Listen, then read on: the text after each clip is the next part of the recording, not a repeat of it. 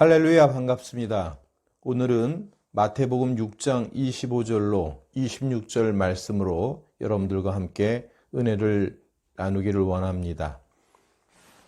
그러므로 내가 너에게 이르노니 목숨을 위하여 무엇을 먹을까 무엇을 마실까 몸을 위하여 무엇을 입을까 염려하지 말라.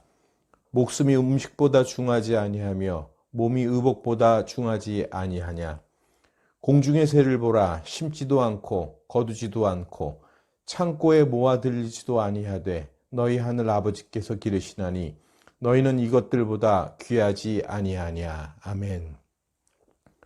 세상 사람들이 살아가면서 염려라 하는 것보다 자연스러운 일은 없을 것입니다.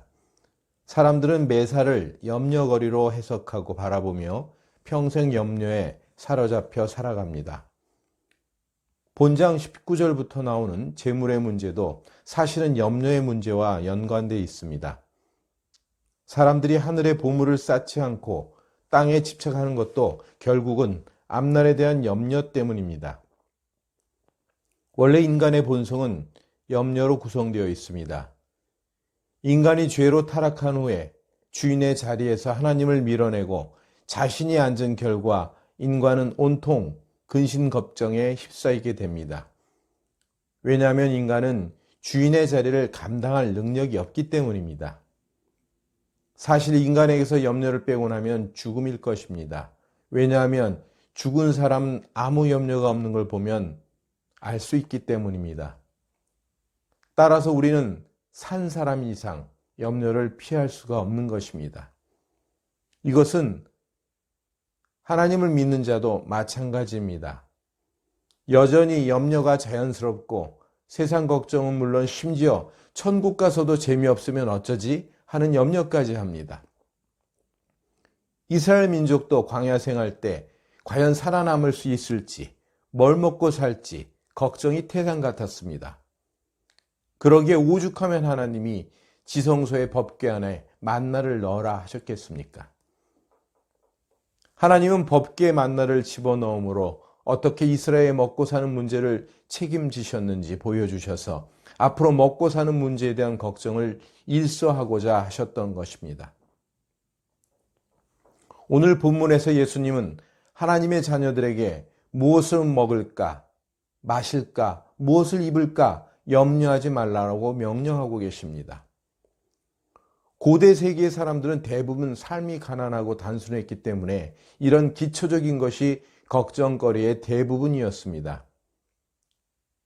오늘 주신 이 말씀은 오늘날 우리들에게 있어서 먹고 사는 문제와 세상 일에 대한 염려를 하지 말라는 것에 해당합니다. 예수님은 음식보다 목숨이, 의복보다 몸이 중요한 것 아니냐고 반문하십니다.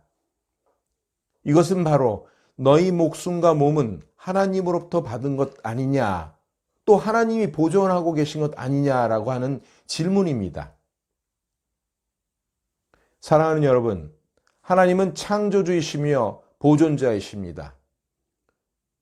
주님은 만물을 붙들고 계신 분이시고 우리 한 사람 한 사람에게 관심을 가지고 머리털까지 세신 분이십니다. 그러기에 우린 결코 우주에 내던져진 채 방치된 자들이 아닙니다. 우리 목숨과 몸은 우리 염려에 의해서 보존되는 게 아닙니다. 오직 하나님에 의해서만 가능한 것입니다. 다시 말해서 하나님이 이렇게 내 목숨과 내 몸을 보존케 하시려는 분이기 때문에 염려가 필요 없다면 왜 그것보다 못한 것, 즉 먹을 것, 입을 것을 가지고 염려하느냐고 반문하시는 것입니다. 주님은 오늘 또 공중의 새를 보며 염려하지 말아야 할 것을 배우라 하십니다. 새들은 심지도 거두지도 창고에 모아들이지도 않지만 다 잘 삽니다. 이 말은 물질을 얻기 위한 인간의 노동을 부정하거나 내일 일을 위해 아무것도 준비할 필요가 없다는 뜻이 아닙니다. 데살로니가 후서 3장 10절에 보면 성경은 일하지 않는 자는 먹지도 말라고 했습니다. 우리는 책임 다 하되 염려는 하지 말아야 합니다. 공중의 새는 가만히 앉아서 기다리지 않고 부지런히 날아다니며 먹을 것을 찾아다닙니다. 하지만 하나님은 이 새들을 위해서 그곳에 먹이가 있도록 마련하신다는 것입니다. 그러기에 공중의 새를 보라 하는 것은 하나님의 이런 섭리를 관찰하고 생각해 보라는 것입니다. 이렇듯 하나님은 지구의 수많은 생물을 양육하시는데 전혀 어려움이 없으신데 어찌 사람만 어렵겠냐고 말씀하는 것입니다. 예수님은 그 새들을 기르시는 분이 너희 하늘 아버지라고 소개하시면서 너희들은 이것들보다 귀하지 않냐라고 말씀하고 계십니다. 하나님이 땅의 미물도 기르시는데 하물며 자기 자녀인들을 어떡하겠냐는 말씀입니다. 성경은 인간의 종엄성에 대해 엄중히 밝히고 있습니다. 인간은 하나님의 형상을 닮은 자이고 하나님의 목적이 있는 자입니다. 특히 로마서 8장 15절에 보면 예수 믿는 자는 하나님의 자녀로서 하나님의 영을 받아 하나님을 아빠 아버지라 부르게 하셨습니다. 또 8장 39절에도 그 어떤 것도 하나님의 사랑에서 끊을 수 없게 하셨습니다. 그러므로 하나님의 자녀로서의 나 자신을 깨닫는 순간 염려는 깨져야 합니다. 먹고 사는데 걱정이 없는 사람은 돈 많은 사람이 아닙니다. 바로 하나님의 자녀입니다. 하나님이 우리를 책임질 수 없다면 우리에게 아버지라 부르게 하지 않으셨을 것입니다. 자, 그렇다면 염려하지 말라는 어떤 의미가 있을까요? 염려하지 말라는 말씀 속에는 내가 책임져 준다는 언약과 특혜가 담겨 있습니다. 그런데 이 세상에 굶어 죽는 사람, 비참하게 죽는 사람들이 여전히 있는 것은 왜일까요? 그것은 이 말씀이 하나님의 자녀에게 보장되는 것이지 세상 모든 사람에게 대한 것은 아니기 때문입니다. 빌립보서 4장 19절에 보면 하나님은 그 자녀의 모든 쓸 것을 채우신다고 약속하셨습니다. 이것은 꼭 필요한 것에 대한 보장인 것이지 갖고 싶은 것, 쌓아놓을 것에 대한 보장은 아닙니다. 사실 우리의 염려 상당의 부분은 탐욕에 속한 것입니다.